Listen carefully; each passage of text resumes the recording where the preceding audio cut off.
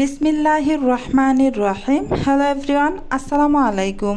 Welcome to my Mariya's কিচেনে। সবাইকে স্বাগতম জানিয়ে আজকের পর্ব শুরু করছি।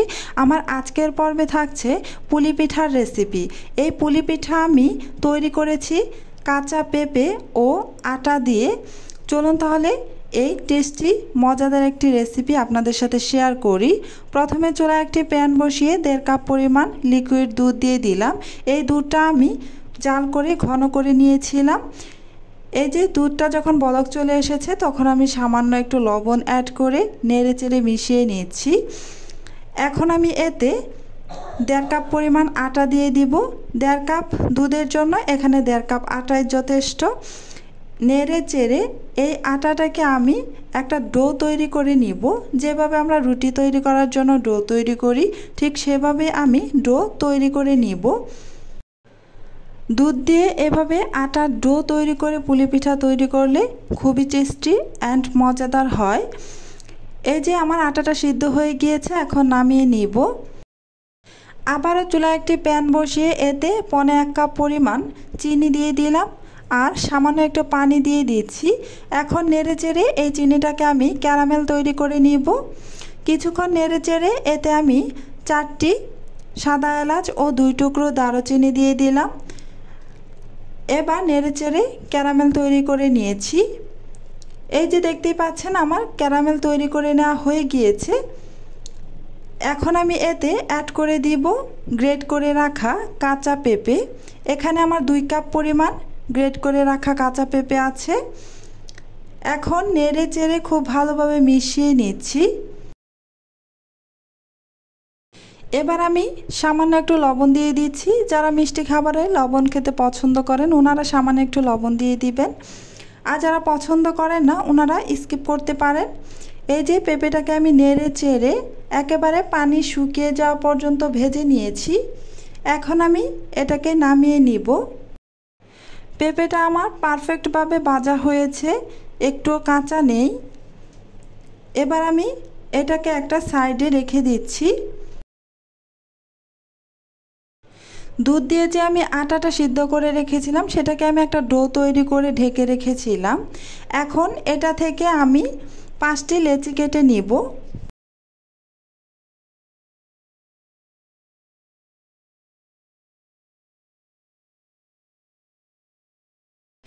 লেচি কেটে নেওয়া হয়ে গিয়েছে। এখন আমি রুটি তৈরি করার জন্য একটি পিঁড়ি নিয়ে নিলাম। এখন একটি লেচি নিয়ে আমি খুব ভালোভাবে মথে নিচ্ছি। মথে নেওয়া হয়ে গিয়েছে। এখন আমি সামান্য একটু আটা ছিটিয়ে দিচ্ছি। এবার একটি বড় সাইজের রুটি তৈরি করে নিব।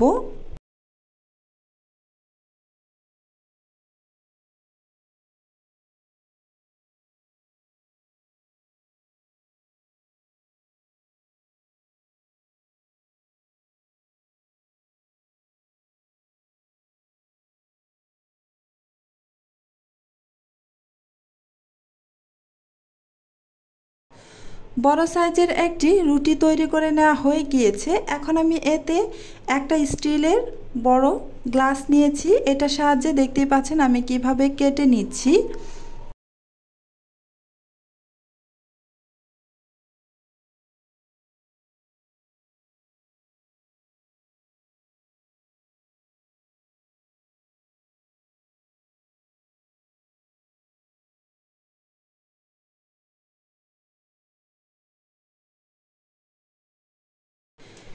এই যে কেটে নেওয়া হয়ে গিয়েছে।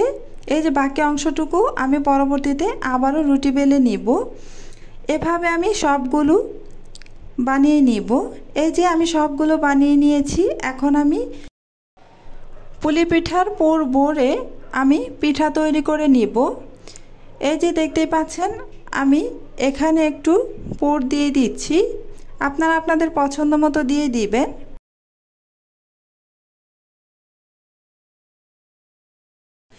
এই পুরের মধ্যে যে এলাচ দারুচিনি আছে সেগুলো আমি তুলে ফেলে দিচ্ছি। এখন একটু খেয়াল করে দেখুন আমি কিভাবে এটাকে সিল করে নিচ্ছি।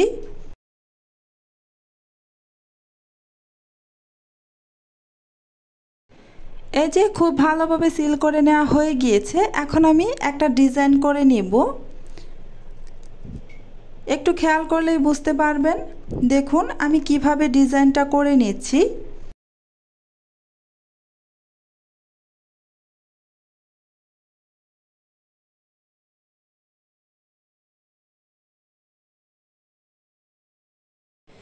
এই যে ডিজাইনটা করে না হয়ে গিয়েছে, আমি আপনাদের সুবিধার্থে আরও একটি তৈরি করে দেখাচ্ছি।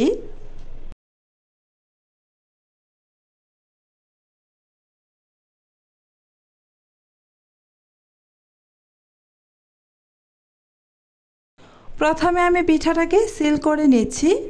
খুব ভালোভাবে সিল করে নিতে হবে, নয়তো ভাজার সময় খুলে যেতে পারে। এই যে সিল করে নেওয়া হয়ে গিয়েছে। এখন আমি ডিজাইন করে নিচ্ছি। দেখতেই পাচ্ছেন আমি কিভাবে ডিজাইন করে নিচ্ছি। এই যে পিঠাটা তৈরি করে নেওয়া হয়ে গিয়েছে, এভাবে আমি সবগুলো তৈরি করে নেব।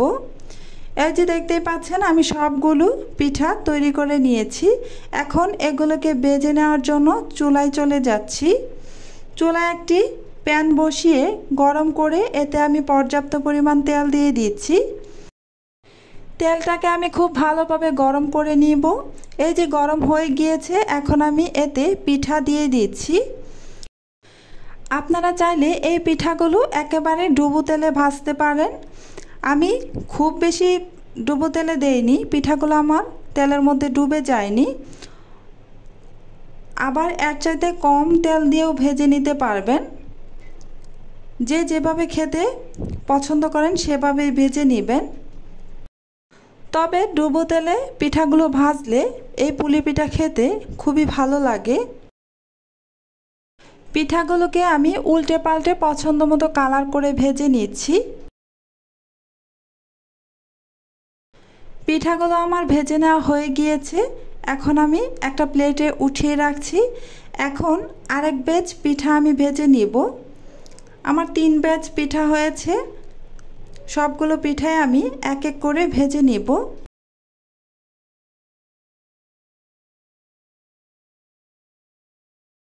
পিঠাগুলোর এক পাশ হয়ে গিয়েছে, সামান্য কালার চলে এসেছে। এখন আমি উল্টে দিচ্ছি। এভাবে আমি উল্টে পাল্টে পিঠাগুলোকে পছন্দ মতো কালার করে ভেজে নিব।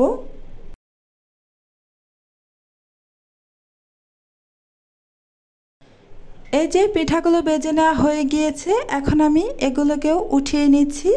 আরেক ব্যাচ পিঠা হবে, সেগুলোকেও আমি ভেজে নিব।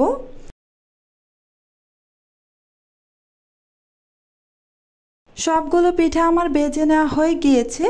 আমার আজকের এই কাঁচা পেঁপে দিয়ে পুলি পিঠা রেসিপি আপনাদের কাছে কেমন লেগেছে কমেন্ট করে জানাবেন। একটা লাইক দিয়ে দিবেন। আমার চ্যানেলটি যারা সাবস্ক্রাইব করে দিয়েছেন ওনাদের অসংখ্য ধন্যবাদ। আর যারা এখনও সাবস্ক্রাইব করেননি ওনাদের বলবো প্লিজ আমার চ্যানেলটি সাবস্ক্রাইব করে পাশে থাকা বেল বাটনটি বাজিয়ে দিবেন।